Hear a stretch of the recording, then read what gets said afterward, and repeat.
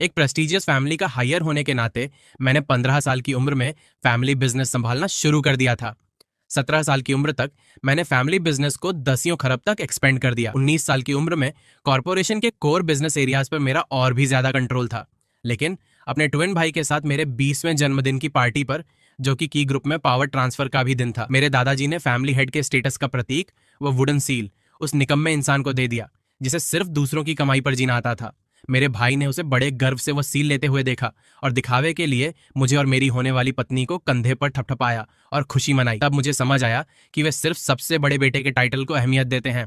अगर ऐसा है तो मेरी इनहेरिटेंस छोड़ने और अपनी पूरी कोर टीम के साथ निकलने की डिसीजन, जिसे मैंने अपने हाथों से बनाया था, बिल्कुल सही थी। कि फैमिली के पुराने घर के बड़े हॉल में चमकते हुए क्रिस्टल के झूमर रोशनी फैला रहे थे, जो हर इंसान के नकली और धुंधले चेहरों को दिखा रहे थे। आज मेरा और मेरे भाई जी यांग का 20वां जन्मदिन है और की ग्रुप में पावर ट्रांसफर का दिन भी।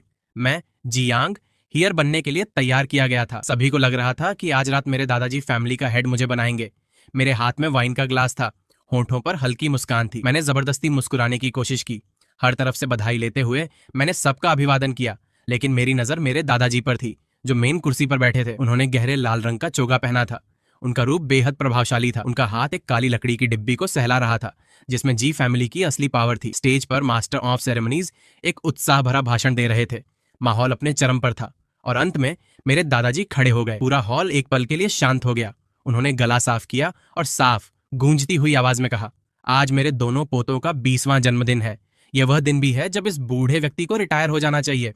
उन्होंने थोड़ा रुककर हॉल में नजर डाली और अंत में मुंह पर रुकी, एक जटिल भावना के साथ जिसे मैं समझ नहीं सका। मेरा दिल जोरों से धड़कने लगा। हमारी जी फैमिली के रूल्स के अनुसार फैमिली हेड की पोजीशन बड़े पोते को दी जाएगी। मेरा दिल बैठ गया। मेरा बड़ा भाई जी यांग और मैं जुड़वा हैं। वो मुझसे सिर्फ 3 मिनट पहले पैदा हुआ था, लेकिन उन 3 मिनट की वजह से पिछले 20 सालों की मेरी सारी मेहनत धुआं हो गई। मैंने अपने दादाजी को वो डिब्बी खोलते देखा। उन्होंने भारी सील बाहर निकाला। फिर वह मेरे पास से गुजरकर उस इंसान के पास गए जो मेरे बगल में खड़ा था, एक मजाक उड़ाने वाली शक्ल वाला जी यांग। जी यांग, आज से तुम जी फैमिली के हेड हो, जी ग्रुप के चेयरमैन। याद रखना, तुम सबसे बड़े पोते हो, तुम्हें यह जिम्मेदारी उठानी होगी। जी यांग एक पल के लिए दंग रह गया, फिर उसके चेहरे पर बेहद खुशी दिखाई दी। उसने जल्दी से वह सील झपट लिया। शुक्रिया दादाजी, मैं जरूर सफल हो जाऊंगा। पूरा हॉल शांत हो गया। सबकी नजरें स्पॉटलाइट्स की तरह मुंह पर टिक गईं। वहां हमदर्दी, ताना और यहां तक कि दूसरों की बर्बादी पर खुशी भी थी। मेरा चेहरा कठोर हो गया। अब उस नकली मुस्कान को बनाए रखना मुश्किल था। इसी पल मेरे दिमाग में एक आवाज गूंजी, हाँ, मैं जीत गया। मैंने कहा था ना, माँ की कोख से 3 मिनट पहले निकला हूँ। क्राउन प्रिंस की किस्मत यही है। इस बूजीयान ने इतनी पढ़ाई की, इतने प्रोजेक्ट्स पर काम किया, खुद को मार डाला और अंत में वह सिर्फ मेरे लिए एक बैकड्रॉप है। ये इतना अच्छा लगा कि मैंने अचानक जी यांग को देखा। वह सील पकड़े हुए था। उसका चेहरा जीत की खुशी और अहंकार से चमक रहा था। उसने इसे बिल्कुल नहीं छुपाया, लेकिन उसने कहा, छोटे भाई, मुझे भविष्य में तुम्हारी बहुत मदद की जरूरत पड़ेगी। हम भाई हैं जो साथ में काम कर रहे हैं। वो आवाज उसके असली विचार थे। मुझे कभी नहीं पता था कि मैं उसके दिमाग की बातें सुन सकता हूँ। शायद उस पल के अपमान और गुस्से ने किसी छुपी हुई शक्ति को जगा दिया था। जियांग आगे बढ़ा, मुझे कंधे पर जोर से थपथपाया। उसका हाथ गर्व से भरा था। उसके इस नाटक को देखकर मुझे हंसी आ रही थी। वो बचपन से ईमानदारी का नाटक कर रहा था, यह सोचकर कि उसका पलड़ा भारी है। घटिया, मेरे पिता के दिल में मैं ही सबसे खास हूं। मेरे नाखून इतने जोर से धंसे कि मेरी हथेलियों से खून निकल आया। तभी मेरी होने वाली पत्नी लियू रोयान आई वाइन का ग्लास लिए और जी यांग की तरफ चलते हुए।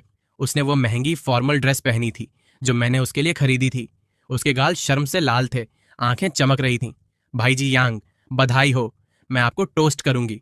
वह मुझे देखने की भी हिम्मत नहीं कर सकी और फिर भी मैं उसके दिमाग की बातें सुन सकता था। शुक्र है हम एक ही पक्ष में हैं। जुड़वा भाइयों में तुम्हें बड़े को चुनना पड़ता है। जियान चाहे कितना भी योग्य हो, इससे क्या फर्क पड़ता है। जी फैमिली जैसी ट्रेडिशनल फैमिली में हियरार्की को सबसे ऊपर रखा जाता है। मैं जानता था, किस्मत से मैंने गलत पक्ष नहीं चुना। बाद में मैकी ग्रुप की चेयरमैन्स वाइफ बनूंगी तो ऐसा था। ये पता चला कि उनकी नजरों में मेरी सारी वैल्यू उन 3 फिजल मिनट से भी कम थी। So called rules, so called परंपरा सिर्फ बहाने थे उनके लिए नाकाम को बचाने और काबिल को दबाने के लिए। मैंने जी यांग को वो वाइन पीते देखा जो लियो रुआन ने दी थी, यहां तक कि धीरे से उसके हाथ को अपनी उंगलियों से सहलाया। मैंने अपने दादाजी को संतुष्टि के साथ दाढ़ी सहलाते देखा, जैसे उन्होंने सबसे बुद्धिमानी का फैसला लिया हो। मैंने अपने रिश्तेदारों को जी यांग को घेरते देखा, उस पर तारीफों की बौछार करते हुए। ऐसा लग रहा था कि मैं सिर्फ एक बैकड्रॉप हूं। कोई अहमियत नहीं। मेरे दिल में गुस्से की आग ने मेरे होश के आखिरी हिस्से को खत्म कर दिया। मैंने अपनी मुट्ठी खोली और धीरे से हंसने लगा। हंसी जोर से नहीं थी, लेकिन ये एक शांत झील में फेंके गए पत्थर की तरह थी, सारे शोर को शांत करते हुए। मैंने अपने हाथ में शादी का इन्विटेशन पकड़ा और स्टेज पर आगे बढ़ा। स्पॉटलाइट्स एक बार फिर मुझ पर थी। मैंने जानबूझकर बड़े भाई शब्दों पर जोर दिया। दादाजी सही थे कि फैमिली के अपने रूल्स हैं। दादाजी ने संतुष्टि में सर हिलाया। जैसा कि तुम जानते हो, अगर तुम दिल से अपने बड़े भाई को थैंक यू बोलोगे तो बेनिफिट्स की कमी नहीं होगी। जी यांग ने ऐसा चेहरा बनाया जैसे वो कोई नाटक देख रहा हो। नाटक करते रहो, देखते हैं तुम कब तक एक्टिंग कर सकते हो। मैंने हॉल में नजर डाली। मेरी आवाज साफ और मजबूत थी। अगर की फैमिली बड़े बेटे के रूल्स को इतना वैल्यू देती है तो चीजें वैसे ही होनी चाहिए।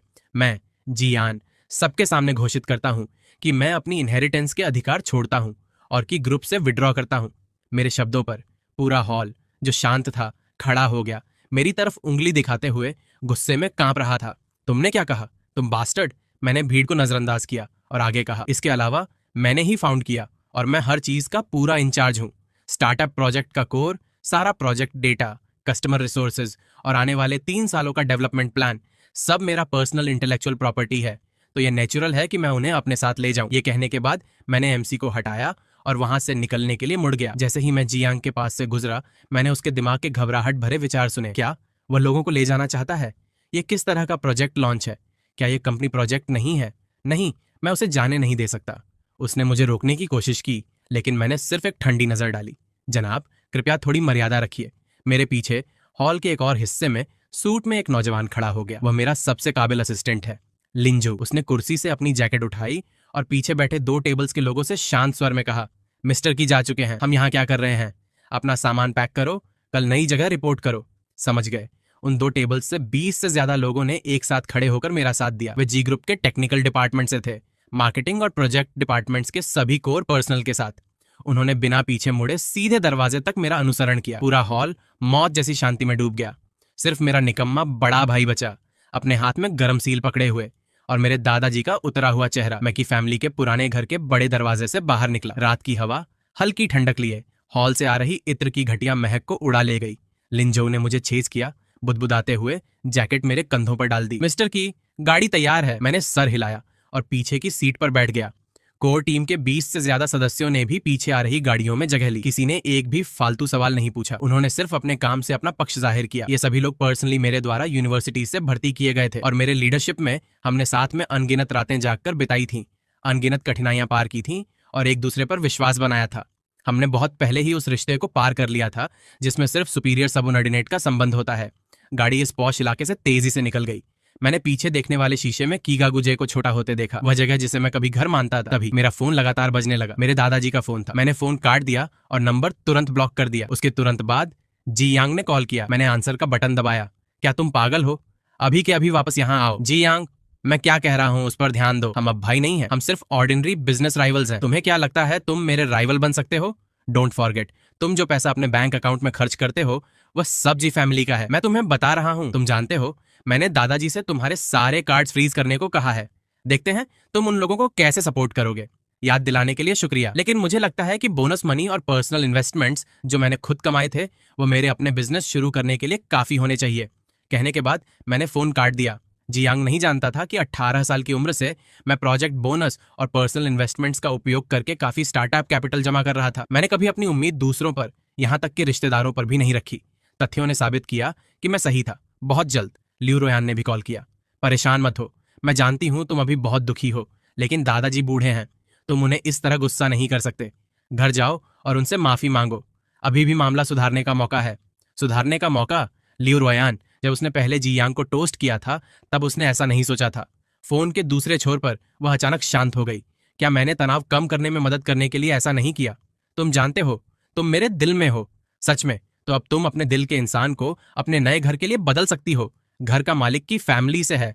यहां बात खत्म करते हैं। मैंने फोन काट दिया और उसका नंबर ब्लैकलिस्ट में डाल दिया।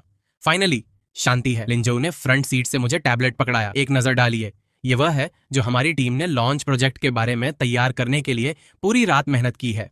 आगे के कदम और हमारी नई कंपनी के लिए रजिस्ट्रेशन प्रोसेस, कृपया एक नजर डालिए।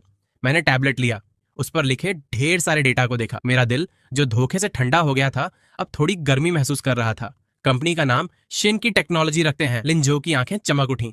ये एक शानदार नाम है, एक नई शुरुआत। हमने पूरी रात जागकर एक पूरा फ्लोर रेंट पर लिया, सिटी सेंटर में एक ऑफिस बिल्डिंग।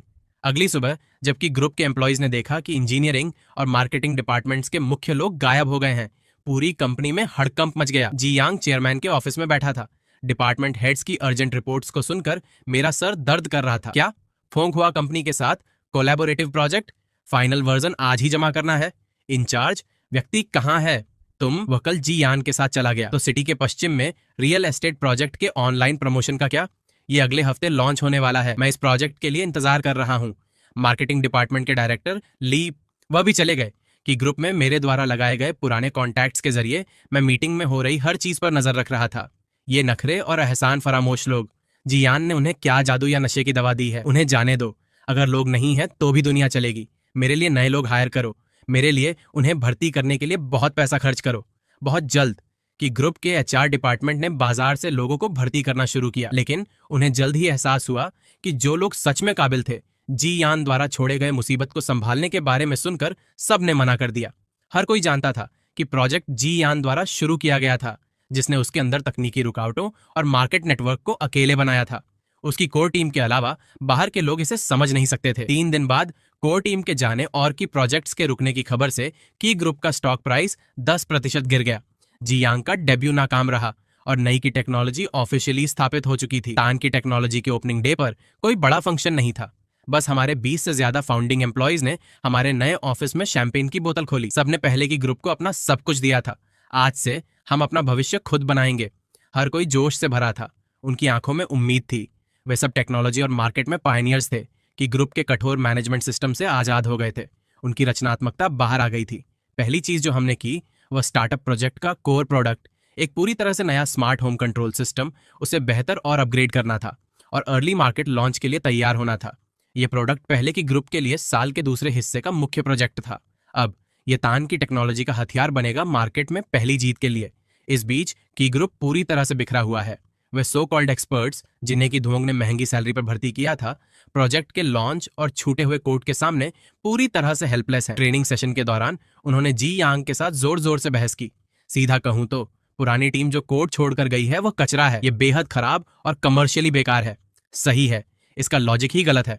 हम सलाह देते हैं कि हम इसे तोड़ दें और शुरू से शुरू करें। इंटरनल लाइन पर सुनाई दे रही रिकॉर्डिंग को सुनकर मैं हंसने से खुद को रोक नहीं सका। वे समझ नहीं रहे थे, इसलिए उन्होंने झूठा इल्जाम लगाया कि यह कचरा है। और फिर भी उस निकम्मे जी यांग ने इसे पूरी तरह से मान लिया। यह पता चला कि जी यान ने सिर्फ इस मुसीबत के साथ खेलने में आधा दिन बिताया और उन्होंने इसे खजाना माना। ठीक है, तोड़ दो और शुरू से शुरू करो। मैं उन्हें दिखाऊंगा कि असली जीनियस कौन है।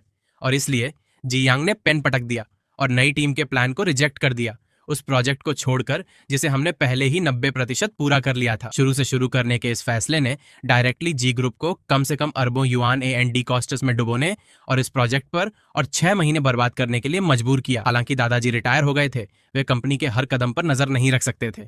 उन्होंने जी यांग को जी फैमिली के पुराने घर वापस बुलाया और अच्छी खासी फटकार लगाई। तुम पागल इंसान, क्या तुम जानते हो कि पुरानी इमारत तोड़ना ही इकलौता रास्ता है? इसका क्या मतलब है? इसका मतलब है पिछले 6 महीने का सारा इन्वेस्टमेंट कैपिटल बर्बाद हो गया है।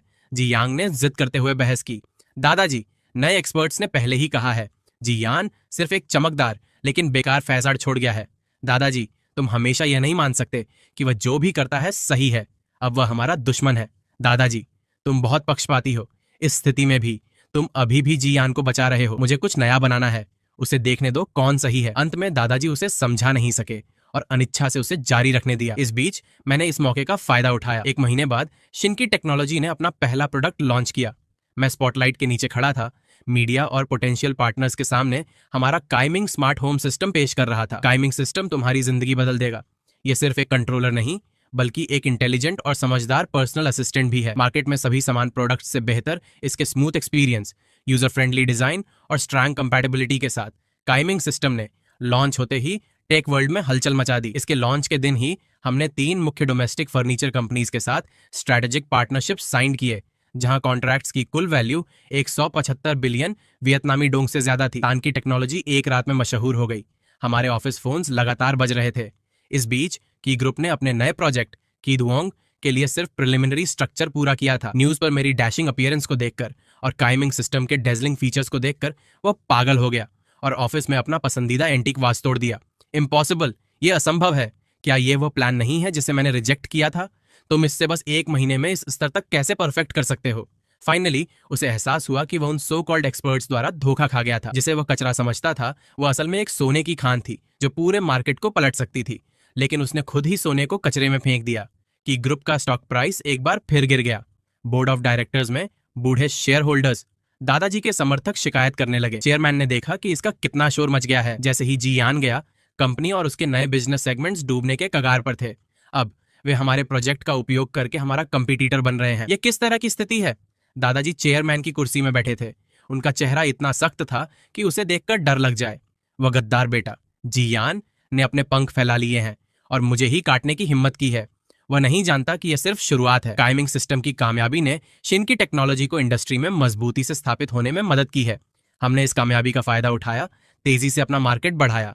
सिर्फ 3 महीने में हमने डोमेस्टिक स्मार्ट होम मार्केट पर कब्जा कर लिया, हाई एंड सेगमेंट का 30% हिस्सा पकड़े हुए, और कंपनी की वैल्यूएशन बहुत बढ़ गई। इस बीच वेनकी ग्रुप अनुभवहीन कठिनाइयां फेस कर रहा है। फाइनली जी यांग ने स्थिति सुधारने का रास्ता खोजा, अलग अलग फील्ड्स में पैसा लगाना शुरू किया, नए ग्रोथ अपॉर्चुनिटीज ढूंढने की कोशिश में। आज उसने एक मास्टर को सुना जिसने कहा कि मेटावी भविष्य का ट्रेंड है और वर्चुअल सोशल नेटवर्क बनाने में एक 100 बिलियन वियतनामी डोंग फेंक दिए। कल उसने किसी को सुना, इंटरनेट ने कहा कि लायर चेन की सेल्स सबसे ज्यादा फायदेमंद थी और उसने टीम बनाने के लिए और 50 बिलियन वियतनामी डोंग फेंक दिए। नतीजा यह रहा कि ये प्रोजेक्ट्स बिना किसी अपवाद के सब बुरी तरह नाकाम हो गए। पूरी तरह से नुकसान हुआ। कंपनी का कैश फ्लो तेजी से खत्म हो गया। उसके दिमाग के विचारों को सुनकर मैं साफ साफ उसके बेवकूफाना फैसलों को समझ सकता था। वह जो सोचता था वह कभी कंपनी चलाने का तरीका नहीं था, बल्कि शॉर्टकट्स कैसे लें, अपनी अहंकार और स्वार्थी इच्छाओं को कैसे पूरा करें। उसने इतनी बड़ी कॉर्पोरेशन को अपनी निजी फैंटेसीज पूरी करने के लिए एक खिलौना बना लिया, एक असली प्लेग्राउंड। उस दिन मैं ऑफिस में डॉक्यूमेंट्स देख रहा था जब मुझे किसी अनजाने व्यक्ति से कॉल आया। लियू रोयान की माँ। आंटी लियू शियाओयान, ये मैं हूँ। उसकी आवाज पहले से 100 गुना ज्यादा उत्साही लग रही थी। क्या हुआ? यहाँ आओ, देखो ये बच्चा मुझसे कितना दूर है। क्या तुम आज रात फ्री हो? मैंने पहले ही तियानकस्वान मेंशन में रिजर्वेशन किया है। तुम्हें और रोयान को देखे हुए बहुत समय हो गया है। चलो साथ में खाना खाते हैं और थोड़ी बात करते हैं। इससे पहले कि मैं रिप्लाई कर पाता, मैंने उसके दिल के विचार सुने, अपने उत्साह को दबाने की कोशिश करते हुए। ये लड़का अब एक राइजिंग स्टार है। शिनकी टेक्नोलॉजी की वैल्यूएशन जी ग्रुप के बराबर आने वाली है। लियू रोयान कितनी बेवकूफ है, वो उसके साथ ब्रेकअप कैसे कर सकती है? मुझे जल्दी से उन्हें वापस मिलाने के लिए इंतजाम करना होगा। अगर उनकी शादी हो गई तो क्या शिनकी टेक्नोलॉजी हमारी लियू फैमिली की संपत्ति नहीं बन जाएगी? वो कितनी मतलबी है। मैं थोड़ा हंसा। जरूरत नहीं दादी, लियू रोयान और मैं अब साथ में नहीं है। इसके अलावा मैं बहुत बिजी हूँ। ऐसा मत करो शियाओयान, तुम अभी भी रोयान के दिल में हो। पिछली बार जब उसने तुम्हारे साथ ब्रेकअप किया, वह सब जी यांग के मजबूर करने की वजह से था। वह सिर्फ एक लड़की है। वह जी यांग जैसे इंसान के साथ मुकाबला कैसे कर सकती है? उसके अपने दुख हैं, तो उसके दुख क्या हैं? क्या इसीलिए कि वह जल्दी चेयरमैन्स वाइफ नहीं बन सकती? फोन के दूसरे छोर पर तुरंत शांति हो गई। आंटी ने शायद उम्मीद नहीं की होगी कि मैं इतना साफ बोलूंगा। कुछ सेकंड बाद उसने हंसने की कोशिश की। शियाओयान, तुमने जरूर गलत समझा है। मैंने गलत समझा है या नहीं, तुम्हारी माँ और तुम्हारी बेटी अच्छे से जानती हैं, तो दोबारा कॉल मत करना, वरना मैं गारंटी नहीं दे सकता कि लियू ग्रुप का स्टॉक प्राइस की ग्रुप जैसा ही होगा। ये बेहद बुरा था। मैंने फोन तुरंत काट दिया। जो लोग मौका परस्त हैं और अपने रंग बदलते हैं, उनके साथ बात करना बेकार है। तमीज सिर्फ वक्त की बर्बादी है। सिर्फ सीधी धमकियां ही असरदार हैं। सही में तब से लियू फैमिली ने मुझे परेशान करना बंद कर दिया। लियू रोयान के दिन भी आसान नहीं थे। जी यांग ऐशो आराम की जिंदगी जीते हुए उसके बारे में बहुत पहले भूल गया था। लियू फैमिली गलत पक्ष के साथ होने के बाद इंडस्ट्री में उनकी जगह गिर गई। मैंने सुना कि लियू रोयान ने पार्टीज में मुझे मिलने की कई बार कोशिश की, लेकिन मेरे बॉडीगार्ड्स ने हर बार उसे रोक दिया। मैं उसे देखना भी नहीं चाहता था।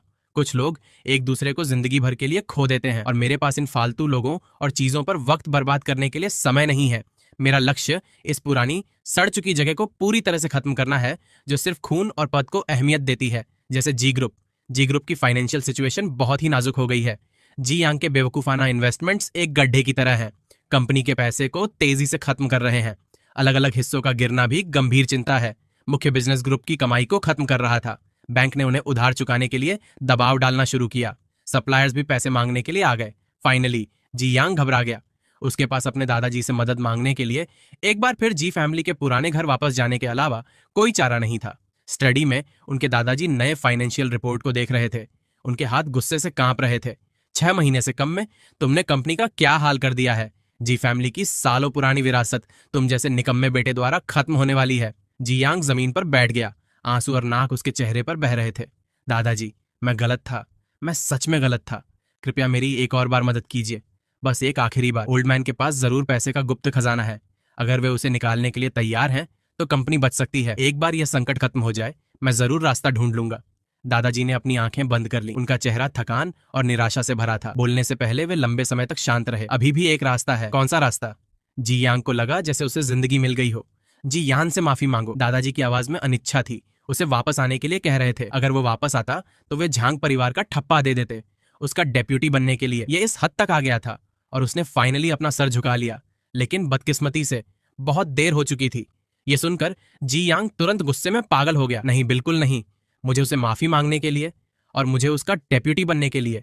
किस आधार पर? मैं सबसे बड़ा बेटा हूं, फैमिली का मुखिया हूं, और उसके सामने झुकने के लिए मैं उसे मिलने से अच्छा मरना पसंद करूंगा। वो वैसे भी है कौन? वो सिर्फ एक गैर कानूनी बच्चा है जिसे मेरे माता पिता ने गोद लिया था। वेट, एक गैर कानूनी बच्चा? ये विचार मेरे दिमाग में एक धमाके की तरह हुआ। मैंने हमेशा सोचा हम जुड़वा हैं, बचपन से जवानी तक सब यही कहते थे।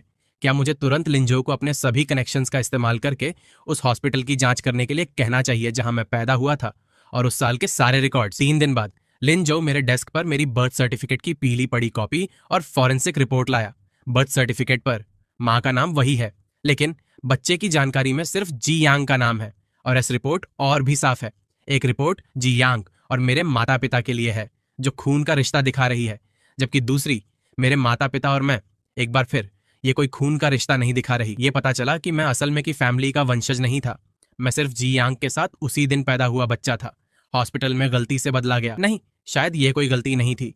उस वक्त की फैमिली की शक्ति को देखते हुए किसी बच्चे का किसी और से बदला जाना 20 साल तक अनदेखा नहीं रहता। इकलौती समझ यही है कि उन्होंने इसे जानबूझकर किया। शायद वह महिला जिसे मेरी माँ कहा जाता था सिर्फ एक कमजोर और बीमार जी यांग को जन्म दिया। फैमिली की शान के लिए और एक स्वस्थ हेयर पाने के लिए उन्होंने मुझे उनके मरने वाले बच्चे को बदलने के लिए उपयोग किया। उन्होंने खुलेआम दुनिया के सामने घोषित किया कि हम जुड़वा हैं, और मैं चुना गया बलि का बकरा था। मुझे एक हेयर के रूप में तैयार किया गया सिर्फ इसलिए क्योंकि जी यांग बचपन से बीमार था। उन्हें एक बैकअप प्लान की जरूरत थी। अब जब जी यांग बड़ा हो गया है, उसका स्वास्थ्य अब समस्या नहीं लग रहा। मैं बलि का बकरा हूं, अचानक बलिदान दिया जा रहा हूं। सबसे बड़े बेटे के वंश का सो कॉल्ड सिद्धांत सिर्फ एक बहाना है उनके लिए सब कुछ जी यांग को देने का, सबसे फैजल बहाना बनाकर। मैंने उस डीएनए रिपोर्ट को देखा और मेरी रीढ़ की हड्डी में ठंडक दौड़ गई। 20 साल की परवरिश, 20 साल की सीख। अंत में यह सब सिर्फ एक सोची समझी साजिश थी। शुरू से अंत तक मैं, जियान, सिर्फ की फैमिली के खेल में एक मोहरा था। सच एक जहरीले चाकू की तरह था जो मेरे लिए की फैमिली की उम्मीद के आखिरी हिस्से को काट रहा था। मैं गुस्से में नहीं था और न ही दुखी। मेरा अंदर का इंसान डरावने रूप से शांत था।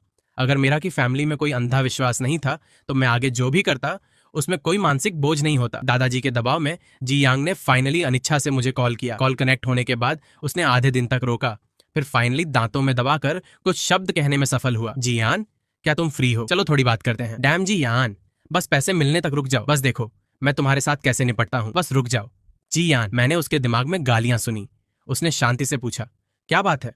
बस कंपनी को मुश्किल से निकालने के लिए थोड़े लाख लाओ और मैं तुम्हें चेयरमैनशिप दे दूंगा, उस इंसान ने कहा। उसकी आवाज भावनाओं से भरी और अपमान से भरी थी। मैंने हैरानी का नाटक किया। तुम अपनी कुर्सी छोड़ने के लिए तैयार हो? मैंने पूछा। तो तुम अब मेरे सबसे बड़े पोते हो, इतने कॉकी मत बनो। जी यांग ताने से भड़क कर तुरंत अपने असली रंग में आ गया। अगर कंपनी छोटी मुश्किल में नहीं होती तो क्या तुम्हें लगता है तुम्हारी बारी आती? मैं तुम्हें बता रहा हूं, यह तुम्हारा आखिरी मौका है। बस उसे वापस आने के लिए ट्रिक करो। कंपनी के ठीक होने तक रुक जाओ, फिर उसे बाहर निकालने का रास्ता ढूंढ लो। चेयरमैन की कुर्सी सिर्फ मेरी हो सकती है। छोटी समस्या, जहां तक मैं जानता हूं जी फैमिली का कर्ज 7 ट्रिलियन युआन पार कर गया है। बैंक की आखिरी चेतावनी अगले हफ्ते आएगी। जी यांग, तुम इसे छोटी समस्या कहते हो? जी यांग रुक गया, लंबे समय तक बोलने में असमर्थ। तुम चाहते हो मैं वापस आऊं? ठीक है, मैं अपना रवैया बदलूंगा। मेरी शर्त यह है कि तुम एक जनरल शेयर होल्डर्स मीटिंग बुलाओ और फाइनेंशियल मीडिया को आने के लिए निमंत्रित करो। तुम्हें और तुम्हारे दादाजी को सबके सामने फैमिली हेड का ठप्पा पेश करना होगा और चेयरमैन से पहले मुझे ऑथराइजेशन लेटर देना होगा। इसके अलावा तुम्हें मेरे पिछले फैसले के लिए सबके सामने माफी मांगनी होगी। तुम सपने देख रहे हो कि धोंग चिल्लाया। तुम चाहते हो हम तुमसे माफी मांगे? तुम्हें क्या लगता है तुम कौन हो? कहने के लिए और कुछ नहीं है। मेरे पास अभी भी की ग्रुप के बैंक्रप्सी लिक्विडेशन के लिए तैयार होने के लिए 1 हफ्ता है। कहने के बाद मैंने फोन काट दिया। मैं जानता था वे ऐसा करेंगे। मेरे दादाजी के गर्व और इज्जत को सबसे ऊपर रखते हुए वे कभी भी अपने हाथों में बैंक्रप्सी की घोषणा को बिजनेस वर्ल्ड में मजाक का विषय नहीं बनने देंगे। बिल्कुल जैसा मैंने सोचा था। 2 दिन बाद मेरे दादाजी ने पर्सनली मुझे कॉल किया। उनकी आवाज बूढ़ी और थकी हुई थी। उसमें वो रोब नहीं था जो पहले था। उन्होंने अजीब तरीके से कहा, हमने तुम्हारी शर्तें मान ली हैं। कंपनी शुक्रवार को अपनी शेयर होल्डर्स मीटिंग रखेगी। वापस आओ और देखते हैं तुम अब कितनी मुसीबत खड़ी कर सकते हो। उनके गणित को सुनकर मेरे होंठों पर ठंडी मुस्कान आ गई कि फैमिली का खून सच में फजल है। छठा, मैं समय पर वहां होऊंगा। ये खबर बिजनेस वर्ल्ड में तेजी से फैल गई। सबको लगा ये एक बड़ा मोड़ है। लिनवेई के वक्त के आदेश लेने के बाद भाई फाइनली एक हो गए और फैमिली मिल गई। वे सब इंतजार कर रहे थे कि मैं स्थिति को कैसे सुधारूंगा, कि ग्रुप को डूबने से कैसे बचाऊंगा। लेकिन वे नहीं जानते थे मैं बचाने के लिए नहीं, बल्कि उसे अंतिम विदाई देने के लिए वापस आया हूं। शुक्रवार को कि ग्रुप के हेडक्वार्टर में मैं काला सूट पहनकर अंदर गया, बॉडीगार्ड्स की एक टीम के साथ। वह जाना पहचाना मीटिंग का कमरा कॉर्पोरेशन के शेयर होल्डर्स और रिपोर्टर्स से भरा था, जो खबर सुनकर दौड़े चले आए थे। लाइट्स लगातार चमक रही थीं। चेयरमैन की कुर्सी में मेरे दादाजी बैठे थे। उनका चेहरा उतरा हुआ था। उनके बगल में जी यांग था। उसकी आंखें लाल और सूजी हुई थीं। चेहरा नफरत से भरा था। मैं सीधे टेबल के दूसरे छोर पर गया और उस कुर्सी पर बैठ गया जो आमतौर पर चेयरमैन की होती थी। सब वहां थे। चलो शुरू करते हैं, मैंने ठंडे स्वर में कहा। मेरे दादाजी ने मेरी तरफ देखा। उनकी आंखें जटिल भावनाओं से भरी थीं। उन्होंने दुल्हन की घूंघट उठाई। उनकी आवाज बैठी हुई थी। हम आज एक वजह से यहाँ हैं। मेरे पुराने फैसलों में गलती और जी यांग के अनुभव की कमी की वजह से कंपनी बुरी स्थिति में पहुंच गई है। उन्होंने एक पल के लिए रोका। ऐसा लग रहा था जैसे वे बेहद मुश्किल फैसला ले रहे हों। मेरे और बोर्ड ऑफ डायरेक्टर्स के चर्चा करने के बाद हमने एकमत से फैसला किया कि जी यान को वापस बुलाएं। जी ग्रुप का चेयरमैन का पद संभाल कर उनके पास कंपनी के सभी मामलों पर पूरा अधिकार था। ये कहते हुए उन्होंने सैंडलवुड का ठप्पा और टेबल पर रखे डॉक्यूमेंट्स का एक ढेर उठाया। कांपते हुए जब वे खड़े हुए और मेरी तरफ आने के लिए तैयार हुए, मीडिया कैमरा सभी इस पल पर टिके थे। सबको लगा यह शक्ति का हस्तांतरण है, एक मिलन की शुरुआत है। रुको, मैंने एक बार फिर बोला। सबने मुझे शक की नजर से देखा। मैंने अपने ब्रीफ केस से डॉक्यूमेंट्स का ढेर लिया। मैंने लिन जो को वहां मौजूद हर शेयर होल्डर और रिपोर्टर को देने के लिए कहा। अपॉइंटमेंट डिसीजन लेने से पहले मैं सबको कुछ दिखाना चाहता था। दादाजी और जी यांग ने भी कॉपी ली। जब उन्होंने साफ तौर पर शीर्षक में पेरेंटल टेस्ट रिपोर्ट के बड़े शब्द देखे, उनके चेहरे तुरंत सफेद पड़ गए। उसे कैसे पता चला? नामुमकिन, सिर्फ मैं और उसकी माँ इसके बारे में जानती थी। दादाजी का दिल डर और अविश्वास से भरा था। ये क्या है? वो क्या करना चाहती है? जी यांग हैरान और बेचैन दिख रहा था। मैंने उन्हें संभलने का वक्त नहीं दिया और तुरंत मैजिक वॉन्ड उठा लिया।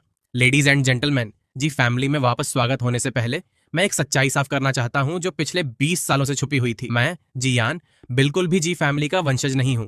मेरे हाथ में रिपोर्ट डीएनए टेस्ट रिपोर्ट है, जिसका उपयोग मेरे और दूसरों के खिलाफ किया गया है। वे लोग जिन्हें मेरे माता पिता कहा जाता है। रिपोर्ट दिखाती है कि हमारे बीच कोई खून का रिश्ता नहीं है। एक और डॉक्यूमेंट वह है जो मैंने 20 साल पहले इंग्लैंड के नंबर 1 हॉस्पिटल में निजी चैनल्स के जरिए प्राप्त किया था।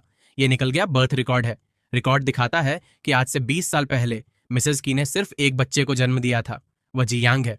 मेरी आवाज जोर से नहीं थी, लेकिन यह मीटिंग रूम में एक धमाके की तरह थी। सभी शेयर होल्डर्स, सभी रिपोर्टर्स दंग रह गए। एक चौंका देने वाला राज, ये आज की सबसे बड़ी खबर है। मेरे दादाजी ने मेरी तरफ उंगली दिखाई। उनके होंठ कांप रहे थे। एक शब्द बोलने में असमर्थ। तुम मुझे बदनाम कर रहे हो। क्या मैं तुम्हें बदनाम कर रहा हूं? मुझे लगता है तुम अपने दिल में बेहतर जानते हो।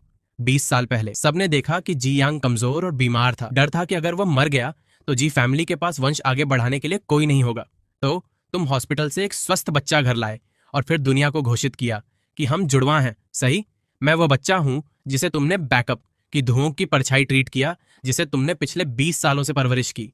मैंने खूब पढ़ाई की, मैंने जी तोड़ मेहनत की, मैंने की ग्रुप के लिए कीमत बनाई, तुम्हारे लिए। तुम्हें क्या लगता है मैं तुम्हारे मोहरे के रूप में अभी भी कुछ काम का हूं? मेरे 20वें जन्मदिन तक तुम्हें लगता है जी यांग फैमिली बिजनेस संभालने के लिए काफी स्वस्थ है, फिर तुम मुझे बाहर निकाल देते हो। तुम्हें क्या लगता है मैं एक कुत्ते की तरह वापस आऊंगा तुम्हें बचाने के लिए अपनी दुम हिलाते हुए? मेरे हर शब्द ने मेरे दादाजी के दिल में सीधे चाकू की तरह काम किया। उनका चेहरा सफेद से लाल हो गया, फिर लाल से मुर्दा सफेद। फाइनली उन्होंने अपना सीना पकड़ा और पीछे गिर गए। किसी ने चिल्लाकर उनकी तरफ दौड़ा। मीटिंग रूम में भगदड़ मच गई, लेकिन मैं वहां शांति से खड़ा देख रहा था। मैं खड़ा हुआ, अपना वीसी कॉलर ठीक किया। लेडीज एंड जेंटलमैन, यह सिर्फ एक नाटक है, डरने की कोई जरूरत नहीं है, मैंने कहा। अपनी नजर उन शेयर होल्डर्स पर डाली जो अभी भी शॉक में थे। मैं आज यहाँ इस मुसीबत को संभालने के लिए नहीं, बल्कि इसे खरीदने के लिए आया हूँ। मेरे शब्दों ने तुरंत कमरे में शोर को शांत कर दिया। एक बूढ़े शेयर होल्डर, मेरे दादाजी के पुराने दोस्त भी खड़े हुए, सीधे मेरी तरफ उंगली दिखाई और गाली दी। तुम गद्दार! मेरे दादाजी ने तुम्हें 20 साल तक पाला, क्या तुम उन्हें इस तरह वापस दे रहे हो? अंकल वांग, जो प्रॉफिट्स मैंने तुम्हारे लिए बनाए कि ग्रुप, तुमने पहले ही मुझे पिछले 20 साल तक संभालने का खर्चा बहुत ज्यादा कर लिया है। क्या ऐसा नहीं है? सिर्फ एक प्रोजेक्ट ने ग्रुप को 3500 बिलियन वियतनामी डोंग से ज्यादा का फायदा दिया है। क्या यह कर्ज दोबारा हिसाब करने की जरूरत है? इसके अलावा मैं गद्दार नहीं हूं, मैं सिर्फ एक बिजनेसमैन हूं। बिजनेसमैन सिर्फ फायदे की बात करते हैं। मैंने लामचौ को डॉक्यूमेंट्स का एक और सेट देने का इशारा किया। ये हमारी तान की टेक्नोलॉजी का की ग्रुप को खरीदने का प्रपोजल है। इस बात को ध्यान में रखते हुए कि की ग्रुप पर अभी 7,000 बिलियन वियतनामी डोंग का कर्ज है और बैंक्रप्सी के कगार पर है, हम सिंबॉलिकली 51% की ग्रुप के शेयर्स खरीदने के लिए 3,500 बिलियन वियतनामी डोंग देने के लिए तैयार हैं, और उस सारे कर्ज को उठाने के लिए ऑफ कोर्स बदले में यहां मौजूद शेयर होल्डर्स अपने द्वारा पकड़े गए शेयर्स का उपयोग कर सकते हैं। वे कीमती शेयर्स बेकार कागज बनने वाले हैं, कुछ भी नहीं के लिए बदलने के लिए। हमारी तान की टेक्नोलॉजी कंपनी के ओरिजिनल शेयर्स का सिर्फ 1%। ये शर्त एक बार घोषित होने पर ऑडिटोरियम में हलचल मचा दी। कर्ज में डूबी हुई कंपनी के शेयर्स का उपयोग करना, 10,000 बिलियन वियतनामी डोंग से ज्यादा वैल्यूएशन और ओरिजिनल शेयर्स की तेजी से बढ़ोतरी के बदले में। ये नए तरह की टेक्नोलॉजी कंपनी, ये असल में एक्विजिशन नहीं है, यह साफ तौर पर एक डील है। शेयर होल्डर्स जो कुछ पल पहले नफरत से भरे थे अब दंग हैं। उनके हाथ एक्विजिशन एग्रीमेंट पकड़े हुए हल्का कांप रहे हैं। वे सब बिजनेसमैन हैं, कोई भी पैसा मना नहीं करेगा। वे की ग्रुप की वर्तमान स्थिति को किसी और से बेहतर समझते हैं। बैंक्रप्सी वक्त की सिर्फ एक बात है, मेरी मौजूदगी उन्हें मुसीबत के कगार पर डूबती कश्ती पर कूदने का मौका देने की तरह है। मैं सहमत हूं, एक नौजवान शेयर होल्डर की ग्रुप की इस मुसीबत से खड़ा होने वाला पहला इंसान है। तो जो कोई भी चिंता करना चाहता है चिंता करे। मैं सहमत हूं, अगर पहला है तो दूसरा भी होगा। 5 मिनट से कम में कि फैमिली द्वारा पकड़े गए शेयर्स के अलावा 40% से ज्यादा बाहरी शेयर्स ने मेरे एक्विजिशन एग्रीमेंट के लिए सहमति दे दी थी। उसमें उन शेयर्स को जोड़ते हुए जो मैंने चुपकर जमा किए थे। मैं पहले ही सेकेंडरी मार्केट में की ग्रुप पर पूरा कंट्रोल 51% से ज्यादा पकड़े हुए था। आज से की फैमिली की नाम रखेगी, लेकिन यह की धूम का की नहीं बल्कि की इंगान का की होगा। डोर से एम्बुलेंस की आवाज आई। पास आते हुए मेडिकल पर्सनल दौड़े आए, बेहोश दादाजी को स्ट्रेचर पर डालते हुए। कि धुओंग पूरी तरह से परेशान पीछे दौड़ रहा था। जैसे ही वो मेरे पास से गुजरा वह रुक गया। उसकी लाल आंखें मुझ पर घूर रही थीं। जियान, तुम शांति से नहीं मरोगे। मैंने उसके दिल की चीखें सुनी। उसने सब कुछ बर्बाद कर दिया। उसने हिम्मत कैसे की? मुझे उसे मारना है, मुझे जरूर उसे मारना है। जियान, जिस पल से तुमने मुझे बेवकूफ की तरह ट्रीट किया, मेरी 20 साल की मेहनत को मजाक ट्रीट किया, यह अंत पहले ही तय था। जो कुछ भी तुमने अब खोया है वह तुम्हारे अपने कामों का नतीजा है। अब तुम्हें खुद कड़वा नतीजा भुगतना होगा। दादाजी का अच्छे से ख्याल रखना। मैं फाइनेंस डिपार्टमेंट को हर महीने तुम्हारे खर्चे ट्रांसफर करने के लिए कह दूंगा। आखिरकार मैं गद्दार नहीं हूं। मैंने जानबूझकर उनके अहंकारी टोन की नकल की जो वे पहले मुझसे किया करते थे। जी यांग इतना गुस्से में था कि उसका पूरा शरीर कांप रहा था, लेकिन वह एक शब्द भी नहीं बोल सका। फाइनली सिर्फ एम्बुलेंस को फॉलो करते हुए जो चली गई। मीटिंग रूम में शेयर होल्डर्स ने लामचौ के साथ शेयर स्वैप एग्रीमेंट पर हस्ताक्षर करना शुरू कर दिया था। उनके चेहरे खतरे से बचने पर खुशी से चमक रहे थे। मैं बड़ी खिड़की के पास गया और नीचे शहर की भीड़ को देखा। अब से आज मेरा युग सिर्फ शुरू हुआ है। मेरे दादाजी को स्ट्रोक हुआ और हालांकि वे बच गए, उन्हें गंभीर असर के साथ छोड़ दिया गया है। उनका मुंह टेढ़ा है, आंखें टेढ़ी हैं और वे मुश्किल से बोल सकते हैं। वे सिर्फ दिन भर बिस्तर पर पड़े रह सकते हैं। जियांग लगातार उनके बिस्तर के पास है, दादाजी को देख रहा है जो पहले इतने शक्तिशाली थे अब इतने कमजोर हैं। उसका दिल नफरत से भरा है, लेकिन वह कुछ नहीं कर सकता। उसके नाम पर सारी संपत्ति की ग्रुप के ओनरशिप बदलने के साथ फ्रोजन हो गई है और उसकी संपत्ति बिक चुकी है। अब वह सिर्फ एक भिखारी है। यहां तक कि हॉस्पिटल बिल्स भरने के लिए मेरी भीख की जरूरत है। कि ग्रुप लेने के बाद मैंने पूरा सुधार किया। पहले मैंने उन सबको निकाल दिया जो गलत तरीके से काम करते थे। वे जो अपने दिन चाय पीने, न्यूज़पेपर्स पढ़ने और गाना सुनने में बिताते थे। उनके साथ जो जब जियांग सत्ता में था सिर्फ चमचे और खुद को एक्सपर्ट्स कहते थे। मैंने उन सबको बाहर निकाल दिया। कंपनी रोने की आवाजों से भरी थी। बहुत से लोग जियांग के पास दौड़े रोते हुए। जियांग उनकी गुहार सुनकर सिर्फ लाचार और गुस्से में फील कर सकता था। वह गद्दार जियान, वो हमारे की फैमिली को खत्म करने की कोशिश कर रहा है। वो की कॉर्पोरेशन को पूरी तरह से अफरा तफरी में बदलना चाहता है। ये फैसला करना मुझ पर है। वह सही है। मेरी कंपनी को बेकार लोगों की जरूरत नहीं है। फिर मैंने तान की टेक्नोलॉजी की कोर टीम को की ग्रुप के मौजूदा बिजनेस लाइंस के साथ जोड़ दिया। खाइमिंग सिस्टम के टेक्नोलॉजिकल एडवांटेजेस की वजह से हमने जल्दी सुधार किया। कि ग्रुप के मौजूदा होम अप्लायंस और रियल एस्टेट लाइंस ने कॉम्प्रिहेंसिव स्मार्ट होम कॉन्सेप्ट शुरू किया। इन पुराने इंडस्ट्रीज को एक बार फिर जिंदा किया। सिर्फ आधे साल में एक पूरी तरह से नई की ग्रुप ने नुकसान को फायदे में बदल दिया। स्टॉक प्राइसेस भी लगातार बढ़े, यहां तक कि अपने पुराने पीक्स को पार करते हुए। तान की टेक्नोलॉजी और नई की ग्रुप के मिलन ने 10 बिलियन से ज्यादा मार्केट कैपिटलाइजेशन के साथ एक कमर्शियल एम्पायर बनाया। मैं किनगान इस एम्पायर का इकलौता राजा बन गया। उस दिन जब मैं डॉक्यूमेंट्स देख रहा था, लामचौ ने खटखटाया और अंदर आई। मिस्टर की, मिस लियू नीचे हैं, वे आपसे मिलने के लिए जिद कर रही हैं। मैं ऊपर नहीं देखना चाहता था और उसे ऊपर आने के लिए कहा। कुछ मिनट बाद लियू रुआन अंदर आई, बहुत थकी हुई दिखते हुए। वह अभी भी पिछले साल की वही पुरानी आउटफिट पहने हुए थी। वह मेरे डेस्क के सामने खड़ी थी, अपना होंठ काट रही थी, दुखी दिखने की कोशिश में, कमजोर और मजबूर। मैंने आखिरी डॉक्यूमेंट साइन करने के बाद ही उसकी तरफ देखा, जैसे वो कोई अजनबी हो। उसने गहरी सांस ली। मैंने सुना अंकल जी बीमार हैं। जी यांग भी अभी मुश्किल समय से गुजर रहा है। भाई यान, मैं जानती हूँ तुम गुस्से में हो, लेकिन उन्होंने तुम्हें 20 साल तक पाला है। हमारे पुराने रिश्ते को ध्यान में रखते हुए क्या तुम जी यांग को एक और मौका दे सकते हो? उसे कंपनी में कुछ भी करने दो। उसकी आवाज कोमल थी, आंखें सच्ची थीं, जैसे वह सच में एक दयालु और सोचने वाली महिला हो। लेकिन जो मैंने सुना वह एक पूरी तरह से अलग तस्वीर थी। उस निकम्मे जी यांग का दिल अब निराश था। जी यान ने सत्ता ले ली थी। जी यान अब असली मजबूत बुनियाद था। मुझे उसके साथ चिपकना था। जब तक मैं काफी सब्र और दया दिखाती, वह जरूर हमारी पुरानी दोस्ती वापस जिंदा कर देता। आदमी, तुम जानते हो, वे सब इस ट्रिक के लिए गिर जाते हैं। एक बार हम वापस मिल जाएं तो जी यान का क्या फर्क पड़ता है? मैं अपनी कुर्सी में पीछे झुका, उसके नाटक का मजा लेते हुए। लियू रोयान, तुम्हारे पास मेरे लिए शर्तें रखने का क्या अधिकार है? लियू रोयान का चेहरा अचानक बदल गया। दूर जाओ। मैं सिर्फ सोचा कि लोगों को एक दूसरे के लिए रास्ता छोड़ देना चाहिए। एक रास्ता? पहले तुमने मुझे बेवकूफ की तरह ट्रीट किया, मुझे अपने पैरों नीचे कुचला। तुमने रास्ता छोड़ने के बारे में क्यों नहीं सोचा? जब तुमने चेयरमैन्स वाइफ बनने की साजिश करते हुए जी यांग को टोस्ट करने के लिए मुड़ गया, तुमने हमारे बीच थोड़ी सी दोस्ती के बारे में क्यों नहीं सोचा? लियू रोयान मेरे सवाल पर चुप थी। इसके अलावा क्या तुम्हें लगता है मैं तुम्हारे आज के आने का मकसद नहीं जानता? तुम मेरे साथ वापस मिलना चाहती हो, तुम इस $1 बिलियन एम्पायर की मिस्ट्रेस बनना चाहती हो। मेरी आवाज जोर से नहीं थी, लेकिन यह उसे कांपने के लिए काफी थी। उसे मेरे विचार कैसे पता चले? वह इतना सब कुछ कैसे जानती है? उसने मुझे डर में देखा, जैसे मैं मॉन्स्टर हूं। मैं नीचे झुका और उसके कान में फुसफुसाया, अपने उस फिजल विचार को दूर रखो। मेरे लिए तुम पुराने कपड़ों के टुकड़े से भी कम लायक हो। बस यहां से निकल जाओ और मेरे सामने कभी मत आना। लियू रुआन का चेहरा कागज की तरह सफेद हो गया। वह कुछ कदम पीछे हटी, फिर फाइनली रोते हुए मेरे ऑफिस से भाग गई। इस तरह के इंसान के लिए एक और नजर देखना भी मेरे वक्त की बर्बादी थी।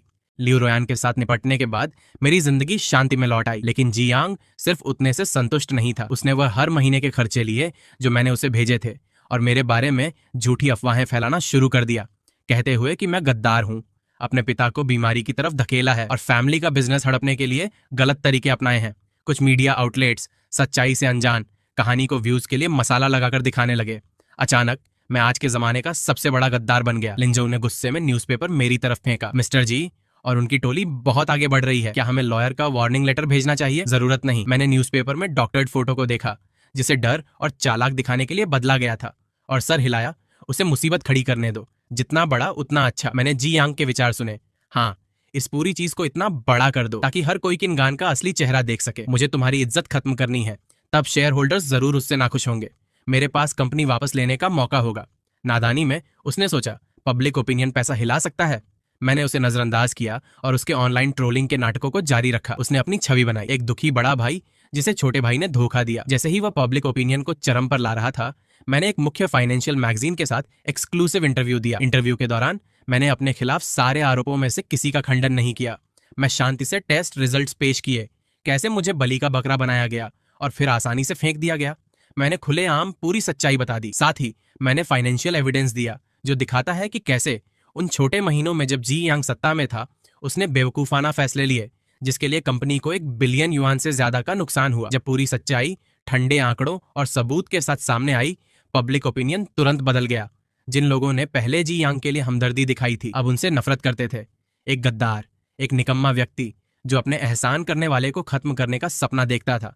कोई जिसके पास सारे साधन हैं लेकिन सब कुछ बर्बाद कर देता है। कितना बेकार इंसान। क्यों धोंघोन। वो मजाक बन गया। लोग उसे देखकर उंगली उठाते थे, यहाँ तक कि जब वह सड़क पर चलता था। वह नौकरी चाहता था, लेकिन कोई कंपनी उसे हायर करने की हिम्मत नहीं करती थी। वह सोसाइटी से पूरी तरह से बहिष्कृत हो गया था। मेंटल ब्रेकडाउन बिना पैसे होने से कहीं ज्यादा खतरनाक था। नॉट लॉन्ग आफ्टर मैंने सुना कि वह पागल हो गया है। हर दिन वह छोटे बड़े कपड़े पहनता और की ग्रुप के बिल्डिंग के आसपास घूमता। लोगों को कहता कि वह चेयरमैन है। मैंने एक बार उसे अपनी गाड़ी से दूर से देखा। उसके बाल उलझे हुए थे, आंखें खाली थीं और वह लगातार बड़बड़ा रहा था, कंपनी मेरी है, मैं चेयरमैन हूं।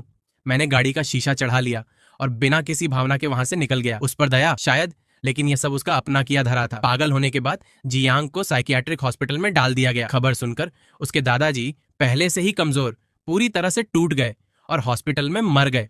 मौत से पहले वे मुझे एक आखिरी बार देखना चाहते थे। मैं गया, वे बिस्तर पर पड़े थे, इतने कमजोर कि पहचाने नहीं जा रहे थे। जब उन्होंने मुझे देखा, आंसू उनकी धुंधली आंखों से बह रहे थे। उन्होंने मेरा हाथ कस के पकड़ा, बार बार 3 शब्द बड़बड़ाते हुए।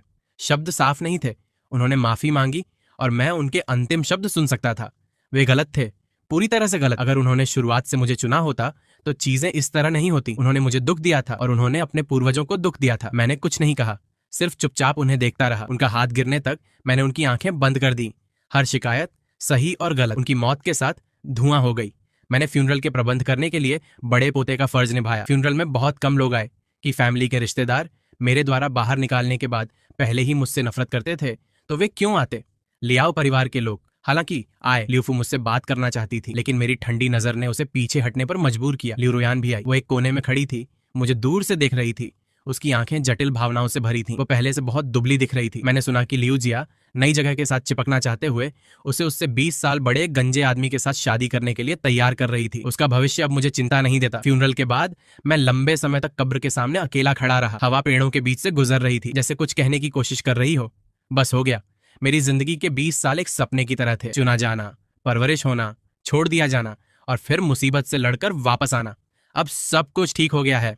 मैंने सर झुकाया और कब्र के सामने सफेद क्रिसेंथेमम्स का गुलदस्ता रखा। अलविदा दादाजी और अलविदा उसे जो कभी नादानी से मानता था कि मेहनत काफी है कुछ भी हासिल करने के लिए। हजारों साल बाद तान की ग्रुप का हेडक्वार्टर बिल्डिंग इस सिटी का नया सिंबल बन गया है। चेयरमैन के रूप में मैं टाइम मैगजीन के कवर पर आया। भविष्य बदलने वाली ताकत के रूप में प्रशंसा की गई। मेरे बगल में नए कॉलीग्स, नए दोस्त हैं। लामचौप बड़ी हो गई है और ग्रुप की सीईओ बन गई है, खुद जिम्मेदारी उठाने के लिए योग्य। साथ में हम बिजनेस मैप बढ़ा रहे हैं, पूरी दुनिया तक पहुंच रहे हैं। कभी कभी मैं पुरानी यादें ताजा करता हूं, उस शानदार जन्मदिन की पार्टी को याद करके, जियांग के गर्व भरे चेहरे को याद करके, लियू रोयान के नकली टोस्ट को याद करके और अपने दादाजी की जटिल नजर को याद करके। इन तस्वीरों ने कभी मुझे दर्द, गुस्सा और नफरत दी थी। अब पीछे देखने पर वे दूर और धुंधली दिखती हैं। मुझे इस दुनिया को दूसरों की आवाज के जरिए जज करने की जरूरत नहीं है। इसके अलावा क्योंकि मैं अपनी किस्मत को संभालने के लिए काफी मजबूत बन गया था, मैं सभी बुरे विचारों को नजरअंदाज कर सकता था। वह विशेष शक्ति धीरे धीरे मेरे मन की शांति के साथ गायब हो गई। शायद उसका इकलौता मकसद जब वो आई थी, मुझे मदद करना था। दुख की उस रात में हर किसी का असली चेहरा देखने में, इससे बेड़ियां तोड़कर नई जिंदगी की तरफ बढ़ने में। उस दिन मैंने चैरिटी पार्टी अटेंड की। पार्टी में मैं किसी अनजाने व्यक्ति से मिला, एक अधेड़ उम्र का आदमी जो मुझसे साफ तौर पर मिलता था। वो एक छोटी टेक्नोलॉजी कंपनी का फाउंडर था, विनम्र लेकिन बेहद योग्य। मुझे देखकर वो लंबे समय तक दंग रह गया, फिर खुद आगे बढ़कर मुझे अपना बिजनेस कार्ड दिया। नमस्ते चेयरमैन जी, मैं जियांग वेनहाई हूँ, मैं तुम्हारा बिजनेस कार्ड लेता हूँ। उसके चेहरे को देखकर मेरे दिमाग में अचानक शक पैदा हुआ।